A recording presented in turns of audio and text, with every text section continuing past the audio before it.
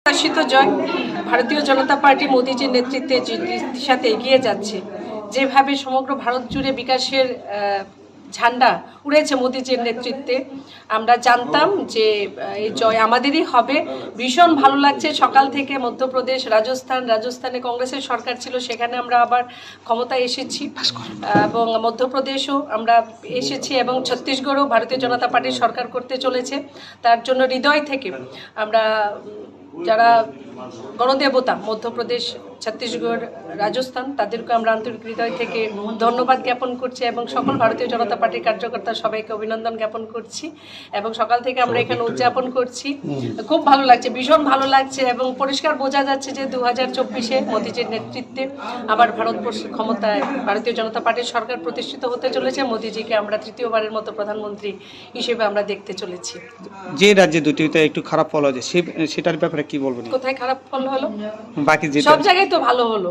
ছত্তিশগড় সবাই বলছিল যে ভারতীয় জনতা পার্টি সেখানে সরকার করবে না, সেখানেও আমরা সরকার করেছি। রাজস্থান কংগ্রেসের ছিল, সেখানেও আমরা এবার ভালো, বিশাল ভালো না, শুধুমাত্র আপনি দেখবেন ডিফারেন্স যেটা ভারতীয় জনতা পার্টির সঙ্গে অন্যান্য দলের, সেটা বিশাল মার্জিন আমরা সেখানে জয়ী হয়েছি।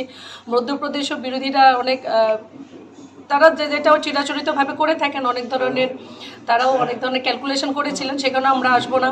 তো সেখানে দেখা গেল যে ডিফারেন্স অনেক বেশি।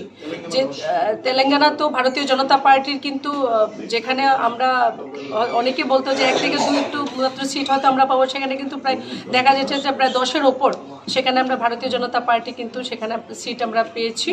খুব ভালো রেজাল্ট। আপনি যদি সমগ্র ভারতবর্ষে নিরিখে দেখেন, সেখানে ভারতীয় জনতা পার্টির মানে বলা যায় কাছে দিয়েও অন্য কোনো রাজনৈতিক দল কিন্তু নেই, দেখা যাচ্ছে আজকের দিনে।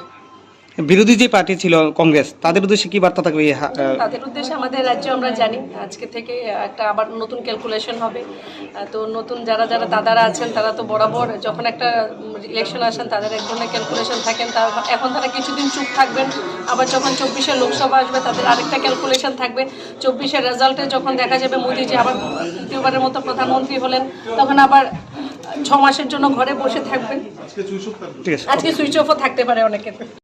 মিডিয়া রং বেले बेले हामबाय दिनै 5टा राज्योनि जे रेजाल्ट नुगै जों जतन खातम थाकजाक नरेंद्र मोदी सारा चिनी भारतवर्ष कोनो उपाय करै आबायनि बागैनो जे राज्योआव जों फायखा राजस्थान, मध्य प्रदेश, छत्तीसगढ़ पुरो नरक जतन साइमानो चिनी मोदीजी नेतृत्व सरकार फायखा आगामी दिनों 2024 लोकसभा निर्वाचन तृतीयबारनि बागै परिष्कार चिनी भारतवर्षनि प्रधानमंत्री मोदीजी दङ ताई कोनो जायगा ताई दिद्दा करै हंगा आं सानामुसुङो जत लुकुरंनो एकमात्र मोदीजी सारा कोनो उपाय करै फायदि ताकुरक मोदीजीनि नेतृत्व जेबे भारतवर्ष जेबे चलितंगनि जे उन्नयन चलितंगनि पुरो जतन जों सामिलनाय चिनी अतिरफ्रा हास्तेनि जत लुकुरंनो कयो सीपीएम आरो कांग्रेस जतन बाटपानी दल सिकंनि दल नरक नुखना 35 बছর चीन बर रंग तमा खाइखा लुटिखा चीनी भारतवर्षनि जे प्रधानमंत्री नेतृत्व ताई चीनी जनप्रिय मुख्यमंत्री मानिक सानजी नेतृत्व चीनी राज्य बसक उन्नयन मुखी चलित आबानि बागैनो खाजल ताकुकते बुकुकसं बेलाय बेलाय हामबाय नरक जे रेजाल्टनि बिसिंति नरक साइमांगा 2024 बा चीनी मोदीजी नेतृत्व जों तेसा तृतीयबारनि बागै मोदीजिनो मानतं हामबाय। দেখুন, এই বিজয় আমাদের মোদিজির নেতৃত্বে দেশ বিকশিত ভারত যাত্রা যখন শুরুয়াত করেছিলেন 2014 থেকে, তো একের পর এক বিজয় আমাদের দেশের যশস্বী প্রধানমন্ত্রীর নেতৃত্বে হচ্ছে। আজকেও তার ব্যতিক্রমী নয়। আজকেও বড় বড় যে স্টেটগুলি ছিল সেগুলি আমাদের রাজস্থানে আমাদের সরকার ছিল না, আজকে মোদিজির নেতৃত্বে সেখানেও সরকার হতে চলছে, ছত্তিশগড়েও হতে চলছে, মধ্যপ্রদেশেও আমাদের সরকার পুনরাবৃত্ত হয়েছে। তো মোদিজি মানেই মোদিজি হ্যাঁ তো সব কুছ মুমকিন হ্যাঁ আজকের দিনে সবচেয়ে বড় আমাদের কাছে অ্যাচিভমেন্ট এটা। এবং 2024-এ আবারও দেশের প্রধানমন্ত্রী নরেন্দ্র মোদিজি হচ্ছে, তার যে প্রমাণ আজকে তা রেখে গেছে। তো আজকে আমরা সবাই আনন্দিত, উৎসাহিত।